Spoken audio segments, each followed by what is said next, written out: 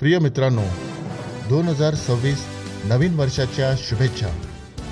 नवीन वर्षाचे स्वागत आम्ही कसे करतो यावर आमची पुढची वाटचाल कशी असणार ते ठरते. पवित्र शास्त्रामधून यशया 43, 18 आणि 19 ही वचने सांगतात, पूर्वीच्या गोष्टींची आठवण करू नका, जुन्या गोष्टी मनात आणू नका. पहा, मी एक नवीन गोष्ट करणार आहे.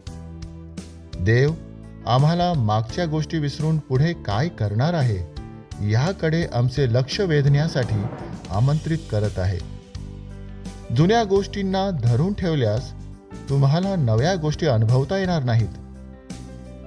चुका, दुःख, निराशा किंवा अगदी भूतकाळामध्ये मिळालेले यश यासारख्या जुन्या गोष्टींची आठवण करत बसल्यास तुमच्या विचारांचा वेग मंदावतो आणि पूर्ण क्षमतेने काम करण्यामध्ये अडथळा येतो.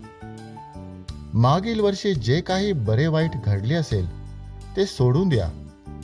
कडवटपणा आणि दोष देणे सोडून द्या. स्वतःला क्षमा करा, इतरांनाही क्षमा करा आणि पुढे जात राहा. तुमच्यासाठी देवाकडे एक नवीन, मोठी आणि सुंदर योजना आहे. अनेकदा आम्ही देवाचे नवे कार्य ओळखण्यात अपयशी ठरतो, कारण ते जुन्यासारखेच दिसावे अशी आमची अपेक्षा असते.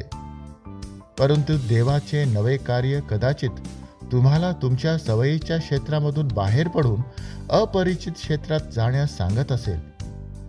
विश्वासाने पाऊल टाकण्यास तयार व्हा. नव्या गोष्टी अनिश्चित वाटत असतील, मार्ग वेगळा दिसत असेल तरीही नव्या गोष्टीला घाबरू नका. तिचा धैर्याने स्वीकार करा. तुमची उन्नती होऊन भविष्य उज्ज्वल व्हावे यासाठी देवाकडे योजना आहेत.